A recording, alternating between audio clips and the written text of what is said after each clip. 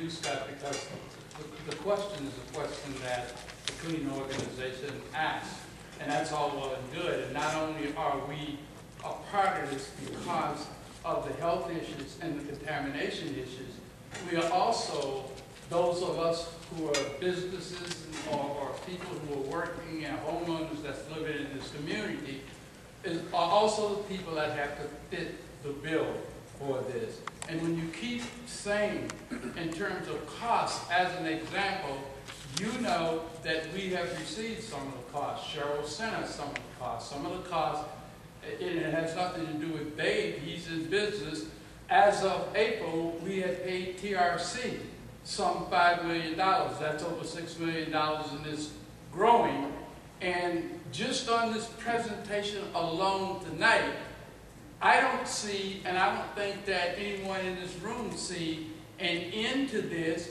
How are we going to fix it? And it all matters. And so it is worth it.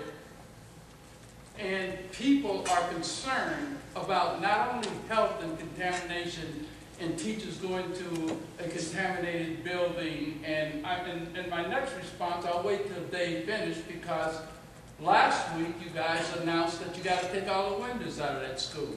That cost is rapidly growing.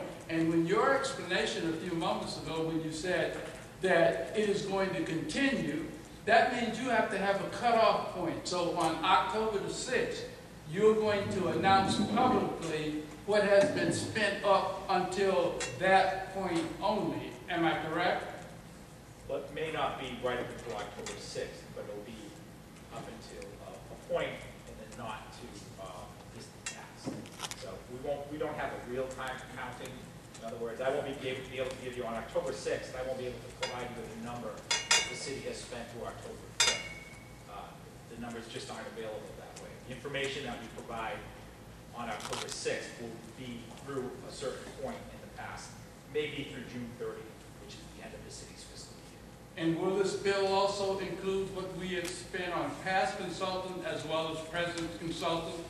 Well, the question, I think, was specific to New Bedford High School, and that was the question that I was prepared to respond to.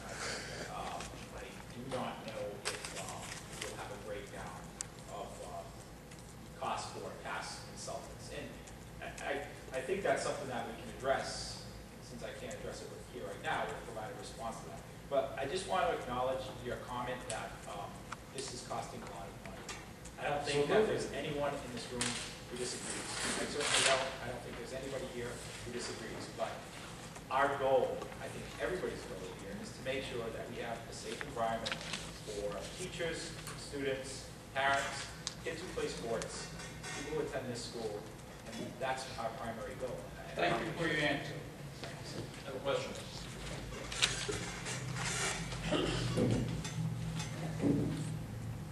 George Rogers. As some of you know, as a former mayor, I signed the contract to build that school in 1970. And a year ago, we sat in the auditorium and heard from consultants about the condition of the high school. And it was suggested to us that the thing to do with the high school was to build a new one, because it was irretrievably bad. And I suggested at the time that perhaps that we should take that into serious consideration. Having signed the contract for that school, I had no choice. When I became mayor in 1970, my only choice was to sign the contract to build a school, or not sign the contract and build no school. In my heart of hearts, I didn't want to build that school. I wanted to build a new regional vocational high school. But because of all the work that had been done, the principal at the time, or the person who was acting as principal, or superintendent, was Philip Braunspiegel. And he would have died on the spot if I hadn't signed that contract. And I don't mean that facetiously, died, but he would have died on the spot. And so, not wanting to be the cause of his death, I did sign the contract and we built the school. But you have to know what preceded all of that work prior to the building of the school. All the chicanery that went into it, all the finagling of the land, from whom the land was bought, why it was bought, from whom it was bought, why it was bought, the conditions of buying it, and all the rest of it.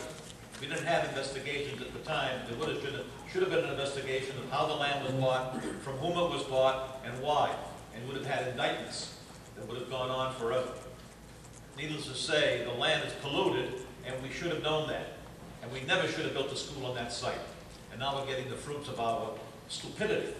So I think that, personally, I would be a member on the school committee, Dr. Fletcher is. I don't know what they want to do about it, but it seems to me they should really give serious consideration to tearing that school down and building a new school. Because that school is going to have problems forever. Windows is the smallest problem. You're going to have, between the dioxins and the rest of the problems, you're going to have cadmium, lead, PCBs, and the rest of it. It's going to keep popping up. It's going to pop up over here, it's going to pop up over there, and you're going to have problems no matter how many consultants you bring in. You're going to have all kinds of chemical problems forever. And the only answer is to build a new school.